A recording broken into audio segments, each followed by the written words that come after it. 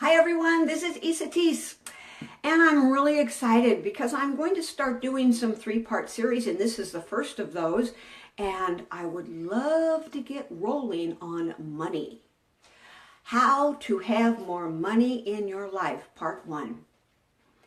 The first thing I would like to say is that being a part of these three different sessions is really important. So please come to all three because one is building on the other. It's kind of like a mini workshop that's going to really help you be in a place where you're going to follow through with the process, because we're going to start with going deeper inside and then bringing it to another place and then another place. So get geared up for a three-parter here.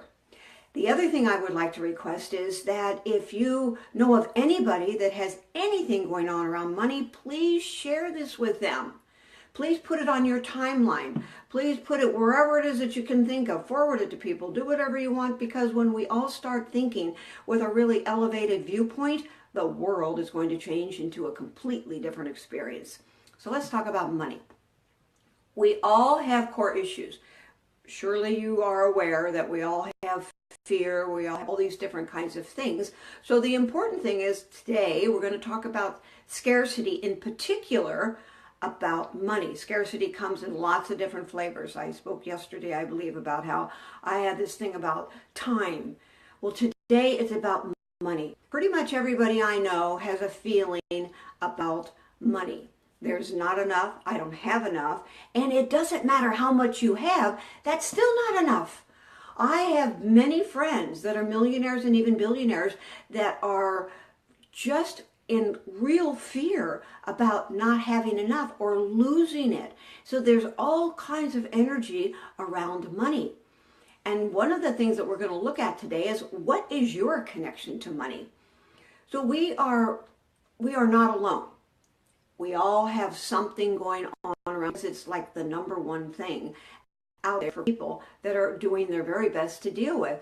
And so one of the things I'd like you to think about is, what did your parents think about money? We speak frequently about how we become a part of whatever our parents are kind of teaching us through their own actions, through the words, and part of our life. So if you think back, what were the kinds of things that were going through their minds? Were you always struggling? Was there just always enough and you could spend whatever you want? Were you told that you had to work hard for money? Were you told that it wasn't something that just came out of nowhere? I know that I was told, money doesn't grow on trees. You have to do something hard. You have to work hard. Guess what? I've been working hard for a lot of years because I took that in as a belief system that was true. What are your belief systems about money? Do you have to work hard for it? Do you have to really struggle to earn it? Is there not enough to go around? Is there resentment because other people have it and you don't? What goes on inside of you around money and how you be with it? So some people are actually afraid of it. So what's that like for you? I've had people tell me, I don't even like money. I just need it. I don't really want to have anything to do with it, but I can't really get along without it. So I'm going to have it.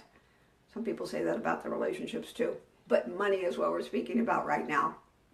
So this whole thing that we're speaking about today is the introspection. It's about the awareness of what's really going on inside of you and your relationship, because we can't change a relationship if we don't have the awareness of what the relationship with money is like.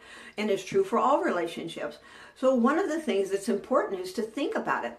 Is money something that is survival driven? Does it bring up so much fear that you don't hardly know how to exist because you're constantly terrified that you don't have enough, not going to have enough? Do you feel like that some of the big powerful people have it and they control others with it? Introspection, awareness. Start really thinking about that right now, because the truth about money is it's energy. We speak about this all the time. Money is energy. Energy is everything, right? Everything is energy. There isn't anything that isn't energy.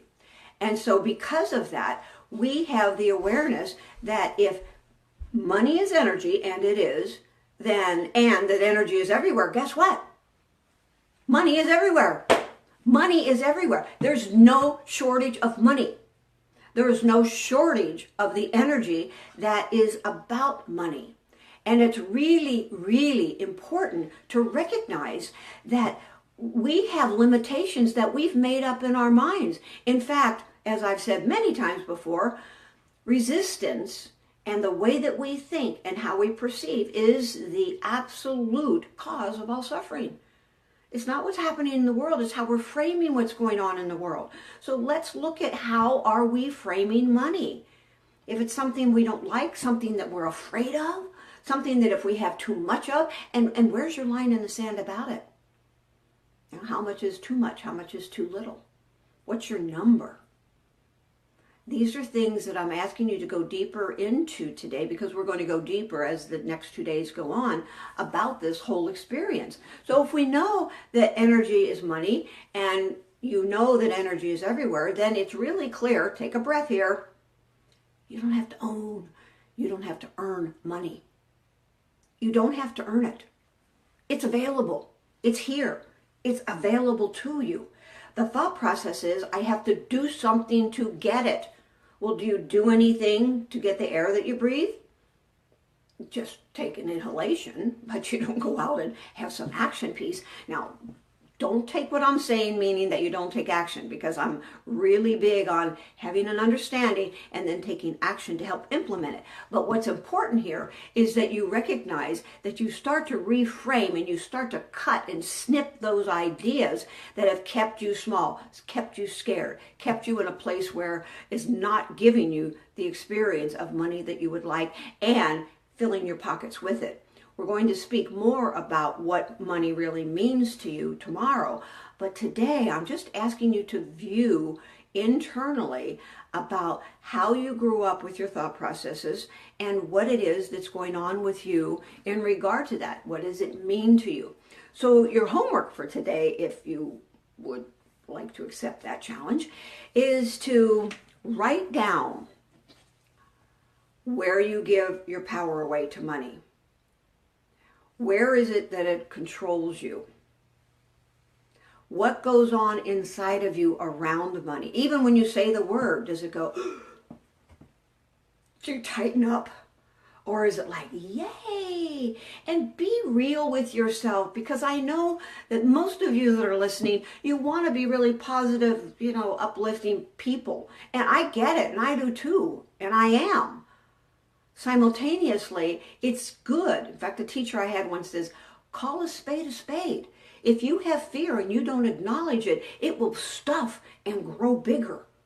So it's important that you absolutely are honest with yourself. You don't have to tell anybody, but write down and be authentic, be genuine, go deep so you can find what's beyond that superficial thought and what's really in your core, because it's in the core where the issues are really being created from, which is why we don't have what it is that we want anywhere in our life, but specifically about money.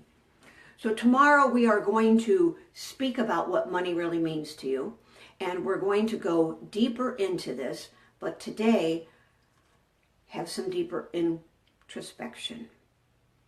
Write down where you give your power away to money and what your feelings are about money. And we'll pick this up tomorrow and take it to the next step. Please share this with your friends. Everyone has a conversation about money. And what I am intending is to help you understand what your relationship is and how to shift it into a relationship that you absolutely love, that you totally and completely experience the freedom of the flow of energy. Thank you for sharing this with as many people as you possibly can. And remember that if you would like to know more about the subjects that I speak about, if you're liking this, then private message me and give me your email address if I don't already have it, and I'll put you on the mailing list so you know what kinds of things we're doing. And now I also want to remind you that I'm looking for 7 people, only 7 now, for my series of energetic retreats that will take you to an entirely new understanding of how energy actually works, how it is controlling your life, how it is that you're going to be in the moment in your life, and how you can support a complete transformation, not only for yourself, but for the world. I'm looking forward to tomorrow. In fact, I have all the things in my mind about what it is that I want to speak about. So tell your friends, come back tomorrow, do your homework, because I'm doing it. I'm doing this right along with you. We're all in this together. Remember, I am you, you are me, we are one. Until tomorrow, feel a hug, spread the love.